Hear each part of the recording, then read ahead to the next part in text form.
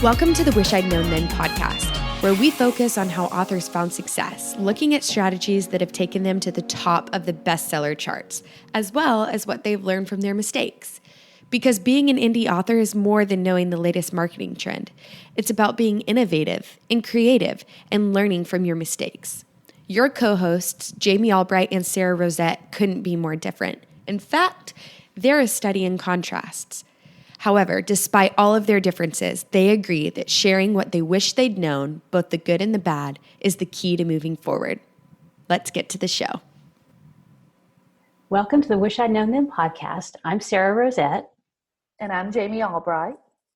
And we are here today chatting a few minutes before the interview we have today with Becca Syme. Yes, I can't wait. I know, she's so awesome. So we're both big fans of Becca Syme. Yeah. We've both taken her classes, and we both pinned her down at a conference and made her talk to us and give us her wisdom and insight. Yes, we made her go to dinner with us. Yeah, we double teamed her and wouldn't let her leave. Yeah, that's right.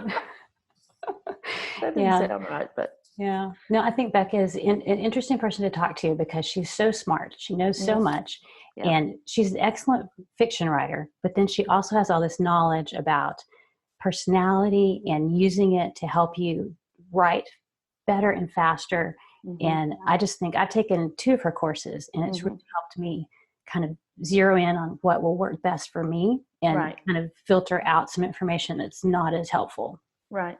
What I love about Becca is she's so stinking positive. Like, it's not like anything you have or the things you think work against you. She's constantly turning them around and helping you see the positive side of the things that do work for you. And I hope you guys will get that in this interview today. So I think we should start the interview. How about you, Sara? I do too. Let's go for it. Hey, Becca. Hi, Jami. So you started in romance. How did you come to write in that genre? Well, I grew up reading romance. Like, I have that typical story of kind of most young girls, right, who you snuck romance novels from somebody else's bookshelf, right? Yeah. And I read almost exclusively in the romance genre. I read historical, like Scottish Highlanders and Regency and pirates and that kind of stuff. And so I always knew I wanted to be a writer. Yeah, I love historicals. And so I started off writing historicals because that's what I grew up reading. And so it was very much I love these stories. I want to write one of my own kind of an experience. And I think that's pretty common among romance writers. Yeah. Yeah. Me too. I love. And I want to write a happy ending. Mm-hmm. Yeah. So then you moved into mystery. So how did you transfer to that genre and what drew you to it? So I found myself in my romance novels writing mysteries and not realizing it. So like I wrote a series of contemporary romance books, and it was pretty intense because like I believed so much in those books and they didn't sell. And I was so frustrated that they weren't selling and they were packaged well and everybody who read them loved them. And I could not figure out why they weren't selling. And my mom read one of them and she was like, this kind of reads like Nancy Drew. And I was like, no, it's a romance novel. And she's like, Rebecca, they're solving a mystery. And so, because my mom calls me Rebecca, obviously. But so I decided to try one because I grew up reading Nancy Drew as a kid. Like that's what I read, Goosebumps and Nancy Drew and the Hardy Boys and that kind. And then I eventually graduated to Agatha Christie and Sue Grafton and that kind of stuff. But it really was an accident. Like it was because I was writing them and not realizing it. And even my historicals that I sold, when I went back and looked at them, I'm like, oh yeah, I just have that desire to hide stuff from people and have complicated relationships and then like have a puzzle that everybody saw. Well, that's my favorite thing. So yeah, I think it's really funny how like a lot of times we'll write things and we don't really know what we're writing. We think we're writing one thing and then we're writing something else. Yes. And sometimes it takes another person to tell us Yep. no, you're doing this, because I thought I was writing romantic suspense and I was not. No, you're definitely a mystery Yeah, writer. you're a mystery Yeah. writer. I know. Sure. It only took You me really a couple are. of years to figure that out. Yeah, right. Well, and now you've added nonfiction with your Mhm. Write Better Faster courses. Like what caused the pivot in that, or what made you pivot and go into nonfiction? Yeah, I had a background because when I started off as a professional, like when I got my first jobs, I was doing nonprofit work, and I ended up going to grad school, which was really seminary, which, by the way, someday I'll tell you the story of how I went to seminary and didn't know it. That's a hilarious story. It's a theme. Yeah. It is a theme. Yeah, like literally a lack of self-awareness is the theme of my life. And so it's no surprise that I sort of glom on to self-awareness stuff now as an adult, because I was doing so much and not realizing it. So like when I was doing nonprofit work, I was doing basically personality alignment. So like working with people or working with youth or organizations or whatever, and trying to help them become what they were meant to be based on what their wiring is like, based on how their brain is functioning strongly. Mm-hmm. And when I started writing romance, which was kind of like I always wanted to be a writer. And then when I started writing romance, I started coaching my friends, because I had been coaching like in my professional life. Mm-hmm. I started coaching my friends sort of as an accident.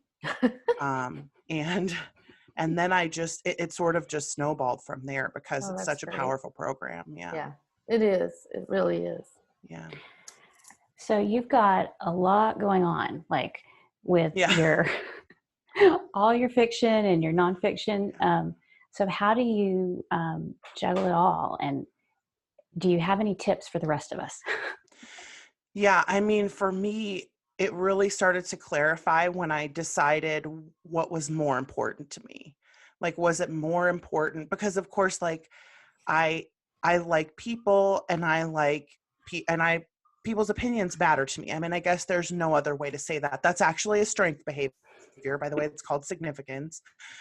But people's opinions matter to me a lot. And so I was doing a lot of stuff because people were liking it, because they were impacted by it. And I had to really sit down about a year and a half ago and ask myself, like, what's really important to me long term? Am I going to care more that I continue to write romance and try and get a Rita, or write mystery and try and get a like an Edgar, or something Mm-hmm. like that, or an Agatha? And so am I going to try harder for that, or am I going to try to help the people who are in front of me? And it really was more important for me personally to spend more of my time helping the people who were in front of me, which was writers. Right. And so I actually let the fiction take quite a bit of a back seat almost 18 months ago. And that was a really hard decision for a kid who grew up wanting to be a novelist, right? Like, Yeah. that was painful. But I'm really happy that I did it, because I'll always be able to go back to the writing. And I do still, like, I write for fun now because I do other things, but I'll always be able to go back to it. Well, I would say from a writer perspective, somebody that's in the community, I think what you're doing is awesome for other writers, because it's something that it's a perspective that I haven't had before, because it's with the strengths, it's like you find out what you're good at and you lean into that. And I think a lot of the mindset is, well, you're not good at this, so let's help you get better and increase that. And then, you can improve yourself, but like you always say, you can improve so much more if you lean into what you're good at. Yeah. And that's just very freeing in a way, because then you can say, oh, well, I don't really enjoy doing ads, or I don't enjoy writing back cover copy or whatever. And you can say, I can have somebody else do that. So I think it's awesome. Exactly. Yeah. Very helpful. Yeah, I agree. And I think that just what you said, that other people's opinions matter to you, but that's a strength. It's called significance. I mean, that's so positive. I mean, it's taking things that we've seen possibly as negatives or things that work against us and flipping them around. And I just think that's awesome. I think it's Thank you. great. I love it. Yeah. Like, I I think love it. it's so great for writers to, Yeah. well, everyone, but writers in particular to concentrate on. It.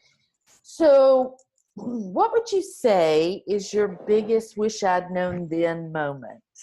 Well, I have two. First good, of all, I yay. want to say I love the format of this podcast so much specifically because there are things that if you don't have to spend time learning those lessons, please God, don't. Yeah. Like, That's the truth. don't learn from my mistakes Yeah, for the I love know. of everything holy. Yeah. So I have one for fiction and one for nonfiction, if that's okay. Yeah, I'd love them. My fiction wish I'd known then was that writing what you love is way more profitable than trying to write something that somebody says is selling. And I just had no idea.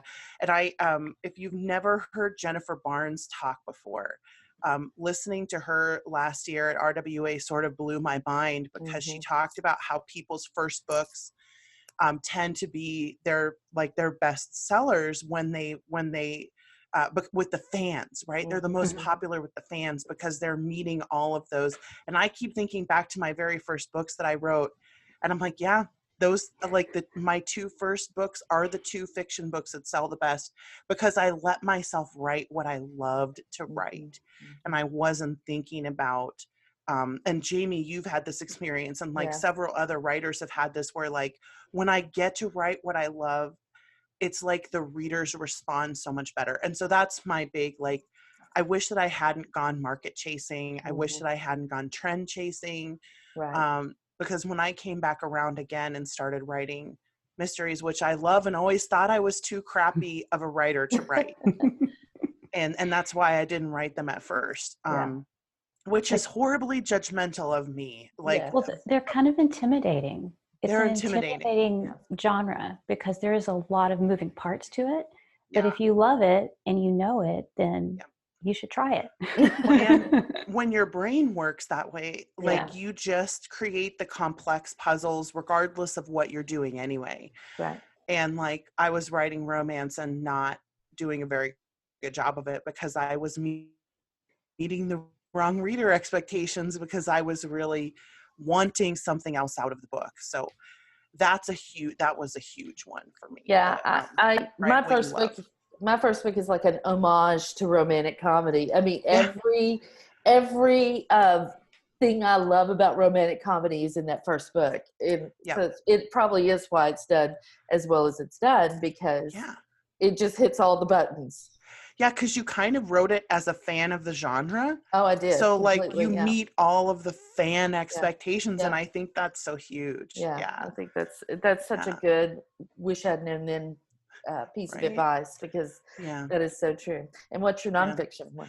So my nonfiction one is that I wish that I had been able to determine quicker when I should have pivoted, because I was doing really well in as far as message landing goes. I had a unique message. I had content that nobody else was producing.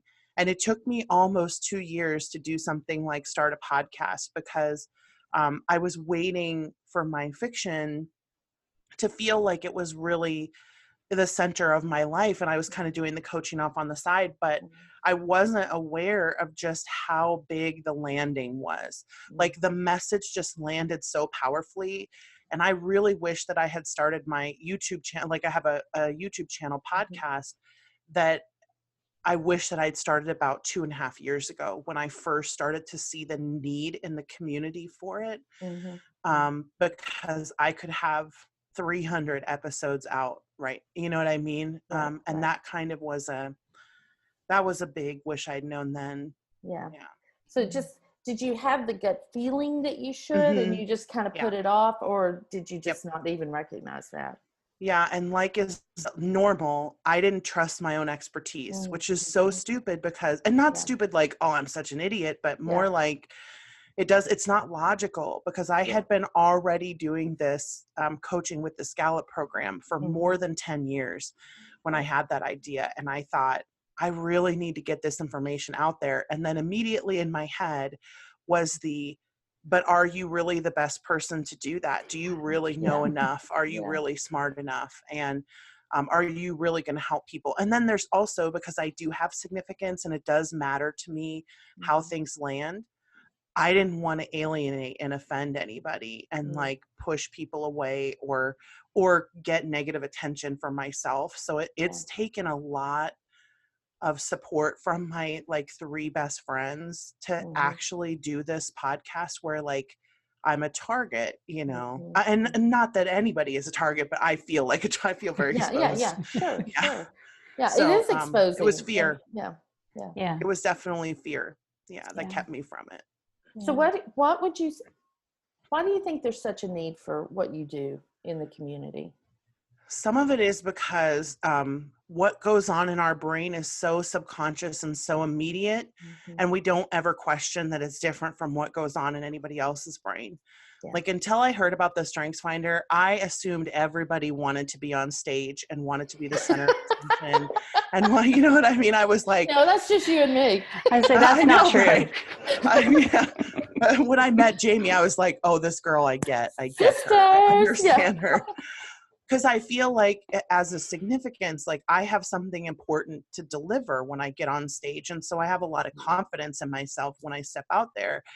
And that's something I didn't realize that it was unique, I guess, or not normal. And so when I first learned that not only was it normal, but it was a strength and it was necessary for us as a human race to move forward in order for me to fill the role that I have, right, in my brain. And so like, I think that is not, let's say, intuitive for most people. And so most people go through life either thinking everybody thinks like them. And so when I give somebody advice and they don't follow it, then they're stupid or there's something wrong with them or they didn't understand what I said. As opposed to what usually happens, which is, okay, they're just not wired like you. And so they need to listen to somebody else. And that's the part that's not intuitive. And I have a lot of passion about that because I just came from a writer's conference. And every time I hear somebody talk about what they do, like that's successful, and they say from stage, you should do this, you should do this, you should do this, I cringe a little bit because I'm like, well, but like, if they're not wired like you, that's not going to help them. And so I'm always grateful to see people with opposing perspectives on stage and at the same conference so that you can hear like, okay, there's other ways to do this. Right. And I think another thing is we tend to compare our insides with other people's outsides. Yeah. And so we think, oh, well, they got it all together, or their strengths are better than my strengths, or my strengths aren't strengths at all. So I think that's another really good reason for your course. Yeah. I think the strengths are really cool because it helps you understand yourself better, but then it helps you understand other people better because you can. Now I'm starting to, I look at people and I go, oh, she's analytical and that's why she's acting like that. And then I'm starting to use it in my writing too, which is really cool. Yeah. That's what I love too, because the traits are so universal. Like, and the interesting part is that cross language barriers, across generational gender barriers, it doesn't matter. The traits are the traits. And so if you're writing an analytical human and you're using that language of like, who is an analytical and how do they think and what would they say? People who have high analytical are going to resonate with that because they're like, yeah, that's exactly what my brain is like inside my head. So it's pretty cool, even as a tool for writing. So we're all about like lessons learned and, like you said, learning from our mistakes. So we were curious, have you ever made a mistake that turned out to be a good thing? Like you thought something was not a good choice or a good decision at one point, and then looking back on it now, you go, oh, that was okay. That actually turned out well. I have high connectedness, so I basically feel that way about every mistake that I ever make. like, which is a blessing, I guess, because I don't ever regret doing things, like even when I do stupid stuff. But so one of the ones that stands out the most is that I did not follow the advice of the day when I released my mystery novels. And I didn't release them into Kindle Unlimited, and I didn't release them quickly, right? So I had 90 days between the first two, and then almost 3 months, longer than 3 months between the second two. And they did not take off the way that I thought that they could, and the way that the readers' responses. That Vanjie has her own little community of people who just are in love with her, but it's very small, and I wanted it to be bigger. So I didn't follow that. But then if my mystery novels had taken off, I never, ever would have done this nonfiction thing. And so like, I have plenty of time to learn the lessons, and self-publishing is not going anywhere. Like, I'm going to be able to do whatever I want for the rest of the time that I'm alive on the earth. And so even mistakes, I think, as long as you learn from them, and that's my big thing, right? Is like, make the mistake. It's better to make the mistake than not to do anything. Right. And so, and it's so hard in this kind of environment that we have right now, not to have that grabbing mentality. Like, I've got to grab a hold of it now, because if I don't, it's going to be gone, or I'm going to miss an opportunity. But you're so right. I mean, self-publishing is not going anywhere. No, it's not going anywhere. It will not always be the gold mine that it is currently, but it's for people who are just there for the writing. You're always going to be able to do this, and you're always going to be able to start over and reinvent yourself. So why not make the mistake? You have nothing but time. Right. And you have your Vanjie series, and that's yours forever. You know, I mean, like, if you had traditionally published it, it might be hard to get the rights back, but you've got it. And if you want to relaunch it in 5 years, whatever, you can, you know. Yeah. Or rewrite it. Like, take out some of the non-cozy elements, which, you know. Or you could take those romances and make them into mysteries. Yeah. I actually did. So that's hilarious. That's another mistake, right, that I made. And I ended up launching those, that romance series as a cozy mystery series on Radish, and it did well. Like, I made money on it. So that's fantastic. Awesome. Yeah. That was great. I think there's always an opportunity to learn from your mistakes if you treat it as it's a learning opportunity and not a failure, right? Like, just learn from it. It's okay. Yeah, exactly. Well, then vice versa. So is there something that you thought, this is a great idea, like, this is going to score big, and it just kind of fell flat? And then how did you handle that afterwards? Okay. This is a really funny story, because it starts off with eunuch werewolves, which, you know, is everybody's favorite topic. Yeah. So I was just reading about eunuch werewolves. Like, it's such a hot topic. So I'm one of those people. I have high ideation, and so I like the creative, like the new thing that has never been done before. And I'm like, in paranormal romance, which I have a paranormal pen name with a co-writer, and we did very well with the first series that we wrote together. And I was like, awesome, let's build on this and let's write. No kidding. You guys are just going to laugh. This is hilarious. I can't believe that this was logical to us at the time. So we're killing it in PNR, and it's like a 50,000 to 60,000 word book, like category paranormal, basically, right? And I'm like, let's write a 5 POV fantasy romance about a colony of eunuch werewolves that lives, and like, literally, I'm like, I think this is the most brilliant thing ever. And I loved the book so much. It was so awesome. And then, of course, I'm not like hardcore romance, like it has to be totally happy ending, whatever. And my co-writer was like, so, but we're going to heal him at the end, right? He's going to become like completely whole. And I'm like, no. How are you going to have a romance is all I want to know. I know. I was like, so we made it so that she could cast a spell for 24 hours that would heal him. And I'm like, there, he's healed. And she's like, no, he's not. And like, he's not. And it was 130,000 words, I think, the first book. The second book was 150, I think. And we released the first book, and it bombed so hardcore. Like, it's hilarious how hardcore that bombed. And then the second book, when we released onto Radish, and the 2 books did fairly well there, not great. Mm-hmm. But as we were talking about it, I was like, was it a mistake to like write romance heroines who couldn't have sex? And she's like, yeah. Pretty much is. Well, I mean, did people read it and then review it badly, or did they just not read it? No, so the people who read it loved it because it was an offshoot of the world that we had already made. Right. Yeah. And so our fans loved it, and we still get emails about like, when's that second book coming out? And I'm like, y'all are just really troopers for liking that thing. But I love the story. It is very epic fantasy-ish. Yeah.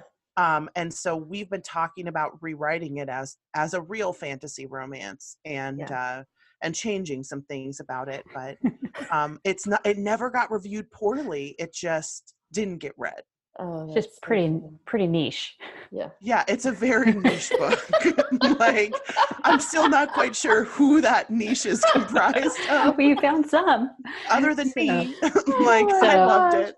Paranormal romance urologists, they love it. They loved it. They thought it was so great.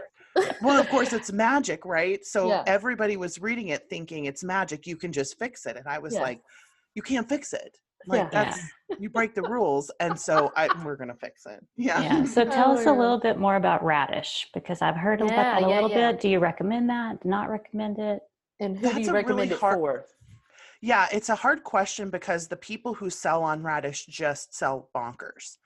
And there are like Tamara Lush, who won a Rita last year. Yeah. She was a Radish superstar, basically. Like, she sells great on Radish. But her books are definitely right in that market. Like, the books that we wrote that did well there were very young heroines kind of, and heroes. The new adult sort of, I guess, is what we used to call it.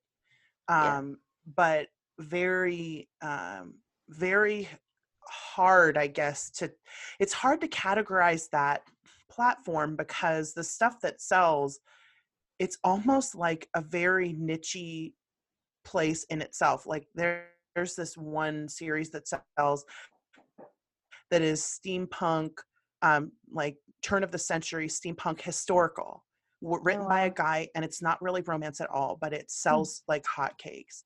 And then you have the kind of Tamara Lush type of book, which is very young and fast-paced and very like scorchy almost. Is it angsty? It's angsty. Yeah. They like the angst.